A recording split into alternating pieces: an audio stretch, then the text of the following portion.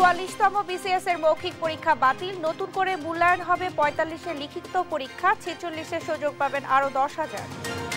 হাসিনার বিরুদ্ধে 1 মাসের মধ্যে তদন্ত শেষের নির্দেশ ট্রাইব্যুনালের, কারাগারে 13 আসামি, 17 ডিসেম্বর অগ্রগতি জানানোর আদেশ। ভারতে বসে বাংলাদেশকে অস্থিতিশীল করার চেষ্টায় হাসিনা, আল জাজিরাকে ডক্টর ইউনূস, একসঙ্গে চলছে রাষ্ট্র সংস্কার ও নির্বাচনী প্রস্তুতি। রাষ্ট্র সংস্কারে সঠিক পথে চলছে অন্তর্বর্তী সরকার, কিছু চ্যালেঞ্জ থাকলেও বেশিরভাগ কাজই ইতিবাচক, 100 দিনে টিআইবির পর্যবেক্ষণ। প্রধান উপদেষ্টার ভাষণে অনেকে আশান্বিত হলেও হতাশ বিএনপি, শহীদ পরিবারের পাশে থাকার আহ্বান তারেক রহমানের। যে সকল পরিবারের এরকম মানুষ আছে তাদের প্রতি সাহায্যের হাত বাড়িয়ে দেওয়া, তাদেরকে সহযোগিতার হাত বাড়িয়ে দেওয়া, যাতে সেই পঙ্গু মানুষগুলো নিজেরা যতটুকু সম্ভব স্বাবলম্বী হতে পারে।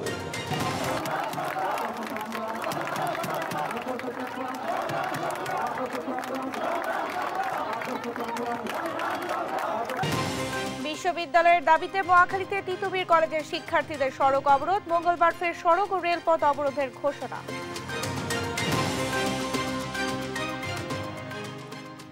সংবাদ রাতে দেখছিলেন একেএসটিএম টিভির সংবাদ শিরোনাম, সঙ্গে আছে আমি শারমিন নাসি। এবারে থাকছে বিস্তারিত।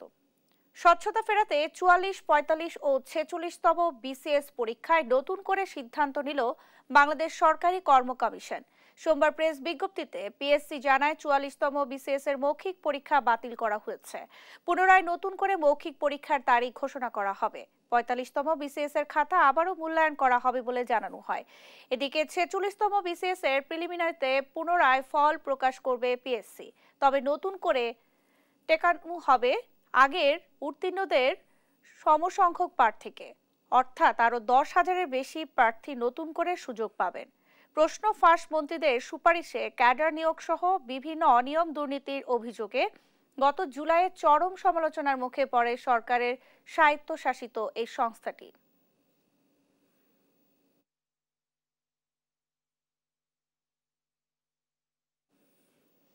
শেখ হাসিনার বিরুদ্ধে গণহত্যার মামলা তদন্ত কাজ 1 মাসের মধ্যে শেষ করার নির্দেশ দিয়েছে আন্তর্জাতিক অপরাধ ট্রাইব্যুনাল। এর আগে গণহত্যার অভিযোগে আওয়ামী লীগ সরকারের সাবেক 9 মন্ত্রী, 2 উপদেষ্টা সহ হেভিওয়েট 13 জনকে হাজির করা হয়। আদালত তাদের কারাগারে পাঠানোর নির্দেশ দেন। এ সময় শেখ হাসিনাকে গ্রেফতার করতে না পারায় উদ্বেগ প্রকাশ করেন ট্রাইব্যুনাল। সেই সঙ্গে আগামী 17 ডিসেম্বর মামলার অগ্রগতির প্রতিবেদন দাখিলের নির্দেশ দেওয়া হয়। এ বিষয়ে বিস্তারিত জানাচ্ছেন সাবরিনা মজুমদার। বৈষম্য বিরোধী আন্দোলন দমনে শেখ হাসিনার নির্দেশে ছাত্র জনতাকে হত্যা, গণহত্যা, গুমসহ মানবতা বিরোধী নানা অপরাধে জড়িয়ে পড়ে তার নেতাকর্মীরা। সব অপরাধের কেন্দ্রে ছিলেন শেখ হাসিনা। মানবতা বিরোধী এসব অপরাধের বিচার চলছে আন্তর্জাতিক অপরাধ ট্রাইব্যুনালে। সোমবার ট্রাইব্যুনালে হাজির করা হয় সাবেক 9 মন্ত্রী সহ 13 জনকে। হাজিরা ঘিরে পুরো ট্রাইব্যুনাল এলাকা জুড়ে নেওয়া হয় কঠোর নিরাপত্তা ব্যবস্থা।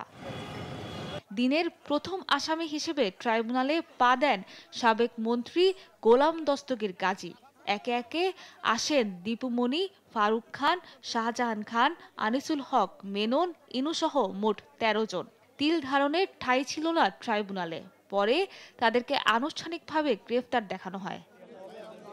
এরপর শুরু হয় শুনানি।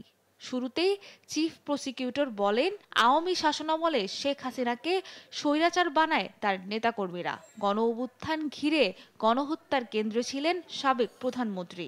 তখন ট্রাইব্যুনাল জানতে চান শেখ হাসিনা কোথায়। জবাবে প্রসিকিউশন জানান, বন্দি বিনিময় চুক্তির আওতায় ভারতে পলাতক শেখ হাসিনাকে ফিরিয়ে আনতে কাজ করছে সরকার। পরে সাবেক প্রধানমন্ত্রীর বিরুদ্ধে অভিযোগ 1 মাসের মধ্যে তদন্ত শেষ করার নির্দেশ দেন ট্রাইব্যুনাল। আগামী 17 ডিসেম্বর 2 মামলার তদন্ত শেষ করে প্রতিবেদন দাখিলের নির্দেশ দেওয়া হয়। যারা ফ্যাসিস্ট এবং স্বৈরাচারী হবেন তাদের জন্য একটা শিক্ষার দিন।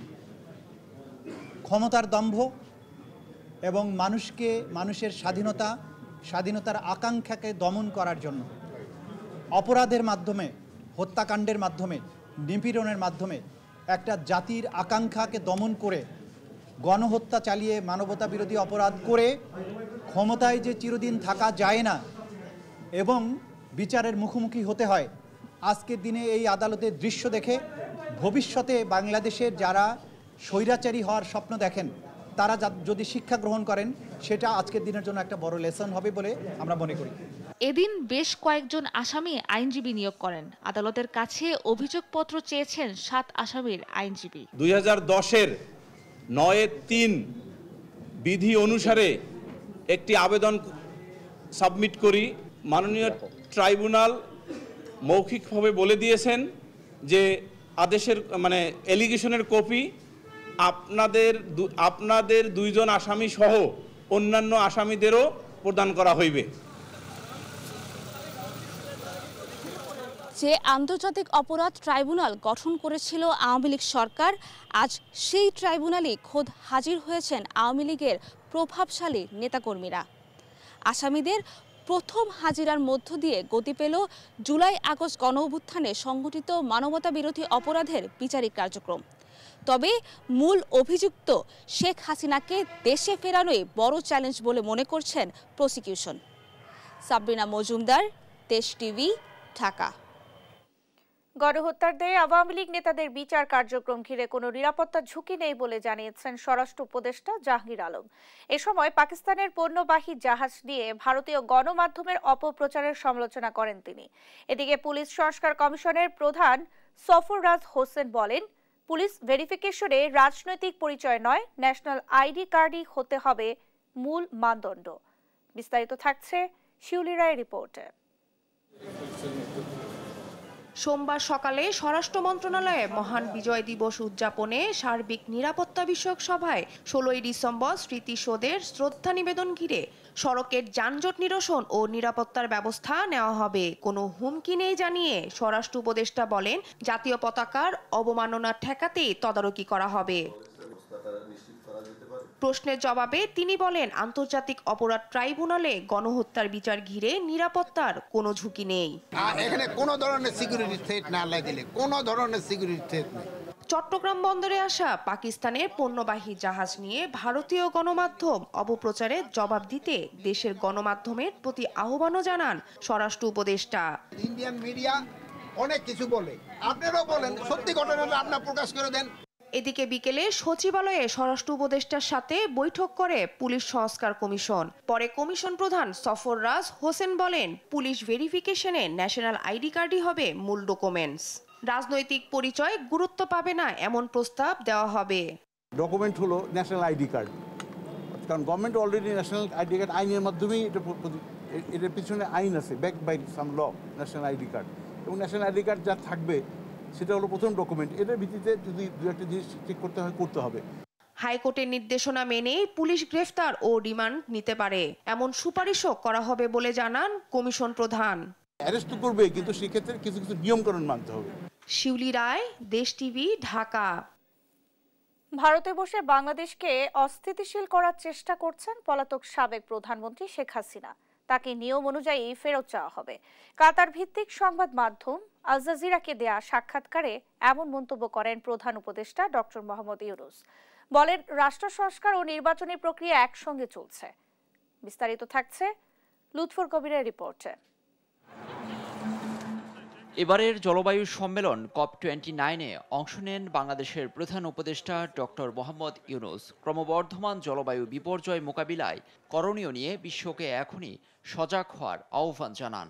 সম্মেলনের এক ফাঁকে বাংলাদেশে আগাম নির্বাচন, সংস্কার ও যুক্তরাষ্ট্রের সঙ্গে কূটনৈতিক সম্পর্ক নিয়ে আলাপ হয় কাতার ভিত্তিক সংবাদ মাধ্যম আল জাজিরার সঙ্গে। পলাতক প্রধানমন্ত্রী শেখ হাসিনার প্রশ্নে ডক্টর ইউনূস বলেন, ভারতে বসে বাংলাদেশকে অস্থিতিশীল করার চেষ্টা করছেন, নিয়ম অনুযায়ী তাকে ফেরত চাওয়া হবে।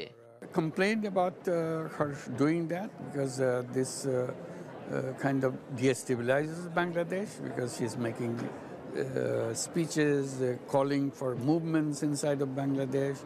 This is not going to be helpful for Bangladesh at all. Legal process going on, and he is found guilty, and definitely she will be asked for repatriation. বাংলাদেশের নির্বাচন ও সংস্কার নিয়ে প্রশ্ন রাখেন আল জাজিরার সাংবাদিক। জবাবে প্রধান উপদেষ্টা বলেন, রাষ্ট্র সংস্কার ও নির্বাচনের প্রক্রিয়া একসঙ্গে চলছে, তবে জনগণ যখন চাবে তখনই নির্বাচন হবে। It's all question of what people want. The population, the political parties want. If political parties say, forget about it, give the election, let's do it, we'll do it. You have a chance, you didn't take it. Doctor Yunus বলেন, গত 16 বছর দুর্নীতিতে নিমজ্জিত ছিল বাংলাদেশ, যা মেরামতে সময় লাগবে বলে মনে করেন তিনি। Kind of deep in corruption. নির্বাচনে অংশ নেওয়ার কোনো ইচ্ছে আছে কিনা এমন প্রশ্ন নাকচ করে দেন প্রধান উপদেষ্টা। No, I'm not a politician. I enjoy my role, what I have been doing. At my last stage of my life, I'm not going to change that. বাংলাদেশে সংখ্যালঘুদের উপর হামলা হচ্ছে কিনা বিষয়টিকে মিথ্যা প্রচারণা উল্লেখ করে বলেন, বর্তমানে সংখ্যালঘুরা নিরাপদে আছে। এ বিষয়ে ভারতীয় গণমাধ্যমগুলো গুজব ছড়াচ্ছে বলেও অভিযোগ করেন তিনি। It has totally baseless propaganda. It's unfortunate. Most of these propaganda originates from Indian side, for whatever reason it may be, to keep this tension alive probably. But in reality it doesn't exist. Donald Trump president নির্বাচিত হওয়ায় যুক্তরাষ্ট্রের সঙ্গে বাংলাদেশের সম্পর্কে কোনো ফাটা পড়বে না বলে মনে করেন প্রধান উপদেষ্টা। I had no problem with him. Lutfor Kabir, news desk, Desh TV. রাষ্ট্র সংস্কারের চ্যালেঞ্জ মোকাবিলায় সঠিক পথে আছে অন্তর্বর্তী সরকার। এক্ষেত্রে কিছু চ্যালেঞ্জ থাকলেও সরকারের বেশিরভাগ কাজই ইতিবাচক। সরকারের 100 দিনে এমন পর্যবেক্ষণ টিআইবির।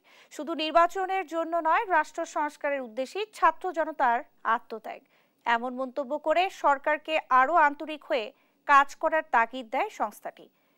আরও জানাচ্ছেন এনআই নাহিদ।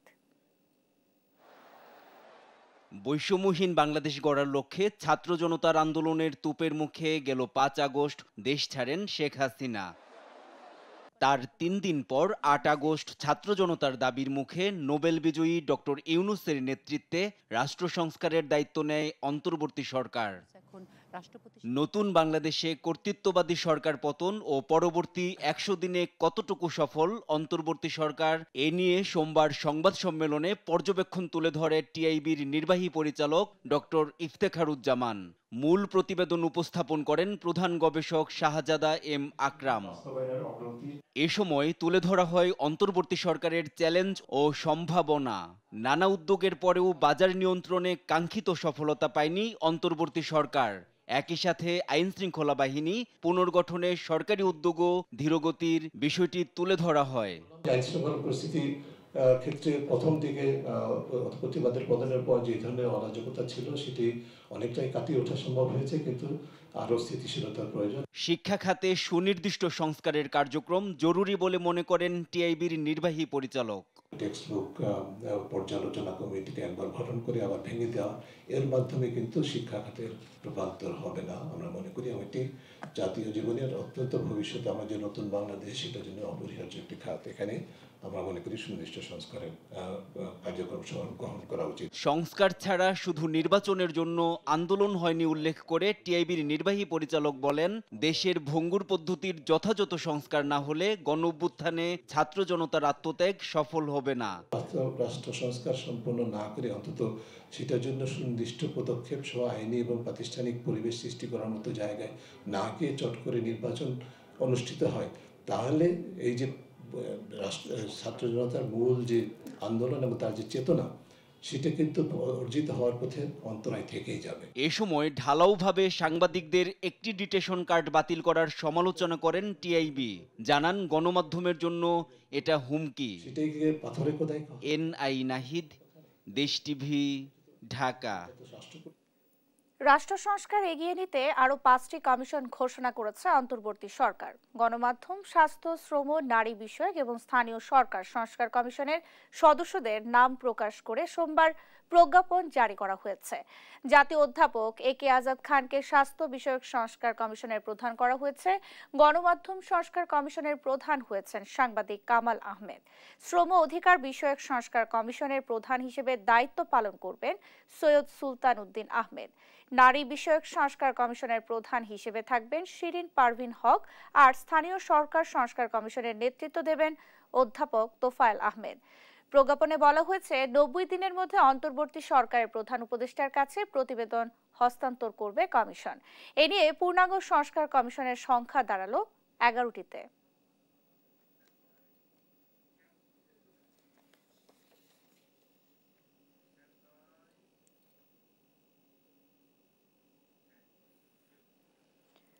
অসুস্থ হয়ে পড়েছেন হত্যা চেষ্টা মামলায় 2 দিনের রিমান্ডে থাকা দেশ টিভির এমডি আরিফ হাসান। সোমবার গুরুতর অসুস্থ হয়ে পড়লে তাকে রাজধানীর নিউরো সায়েন্স হাসপাতালে নেওয়া হয়। গেল শনিবার দিবাগত রাতে স্কুল ছাত্র সজীব হত্যা চেষ্টার সাজানো মামলায় তাকে গ্রেফতার করে ঢাকা মেট্রোপলিটন পুলিশের গোয়েন্দা বিভাগ। রোববার বিকেলে তাকে জিজ্ঞাসাবাদের জন্য আদালতে নেওয়া হয়। পুলিশের পক্ষ থেকে 3 দিনের রিমান্ড চাইলে আদালত 2 দিনের রিমান্ড মঞ্জুর করেন। তিনি দেশ টিভির ব্যবস্থাপনা পরিচালকের পাশাপাশি বেসরকারি টেলিভিশন মালিকদের সংগঠন অ্যাডকোর সাধারণ সম্পাদকের দায়িত্বে রয়েছেন।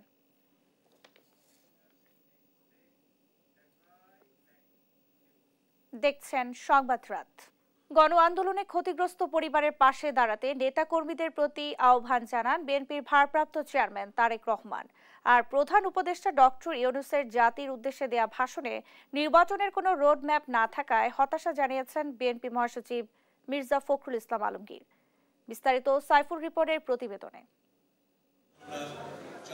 সোমবার বিকেলে জাতীয় প্রেস ক্লাবে বিএনপির ভারপ্রাপ্ত চেয়ারম্যান তারেক রহমানের নির্দেশনায় ছাত্র জনতার আন্দোলনে আহত ও দুস্থদের মাঝে হুইলচেয়ার বিতরণের আয়োজন করে আমরা বিএনপি পরিবার।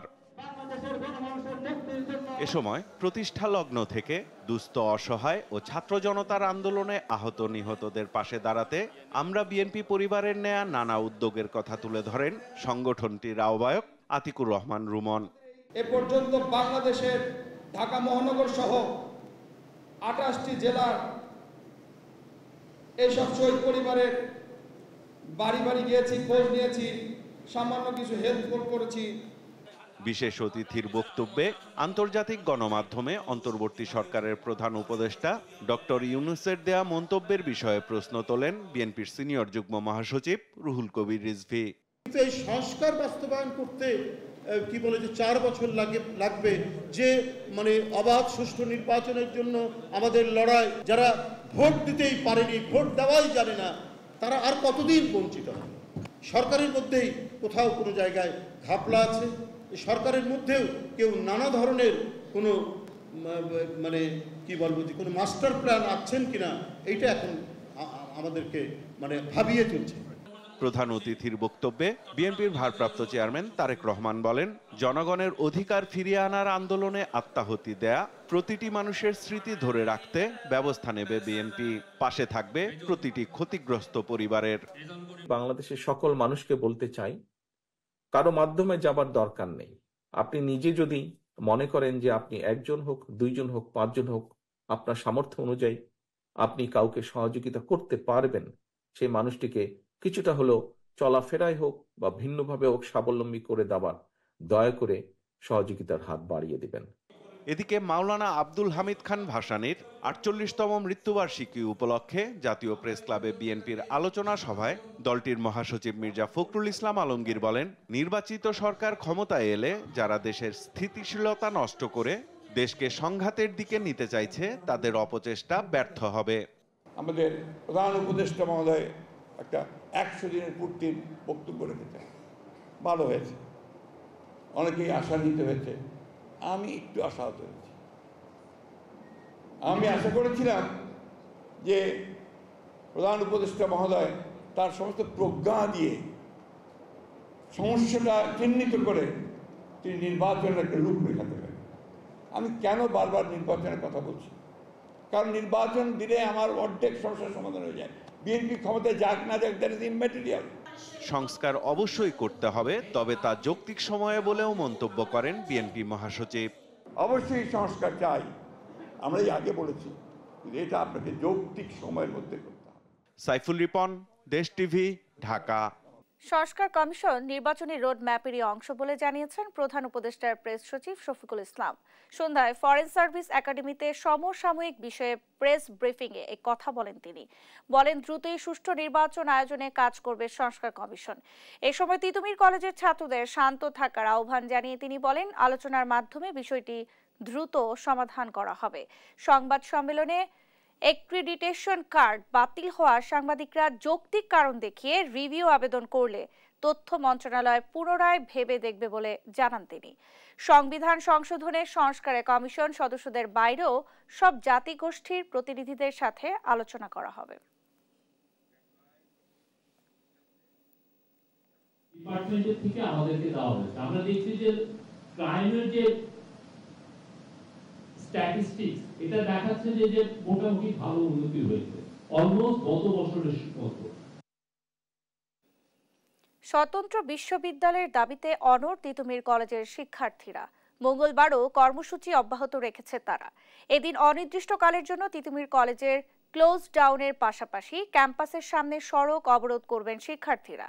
তবে বারাসাতা ব্যারিকেডের আওতায় মহাখালী রেলগেট এলাকা পড়লেও মঙ্গলবার জনদুর্ভোগ এড়াতে সেখানে অবস্থান নেবেন তারা। সোমবার রাতে ক্যাম্পাসের সামনে সংবাদ সম্মেলনে এসব কথা জানান তিতুমির ঐক্যের সদস্যরা। সোমবার রেল লাইনে অপ্রীতিকর ঘটনার দুঃখ প্রকাশ করে তারা বলেন, আহতদের পরিবারের সাথে যোগাযোগ করা হচ্ছে। মঙ্গলবার স্বতন্ত্র বিশ্ববিদ্যালয়ের বিষয় নিয়ে প্রধান উপদেষ্টা সহ 4 জন নিজেরা বৈঠক করবে, তারপর প্রতিনিধি দলকে জানানো হবে। এ সময় আন্দোলন চলাকালীন সময়ে শিক্ষা মন্ত্রণালয়ে 12 সদস্যের প্রতিনিধি দলকে ডেকে কথা শোনেন তারা। দাবিগুলোকে যৌক্তিক বলেও প্রেস বিজ্ঞপ্তি দেয়া হবে বলে জানিয়ে তারা গড়িমসি করে। এরপর অনশনে বসে পড়ে শিক্ষার্থীরা। এমন খবর শোনার পর ক্যাম্পাসের সামনের সড়কে আবারও আন্দোলনে বসে শিক্ষার্থীরা। তারপর প্রধান উপদেষ্টার সঙ্গে এ নিয়ে আলোচনা করা হবে আশ্বস্ত করে শিক্ষার্থীদের অনশন ভেঙে দেওয়া হয়। ছাত্রদের আন্দোলনের কারণে বেশি ভোগান্তিতে পড়ে সাধারণ মানুষ।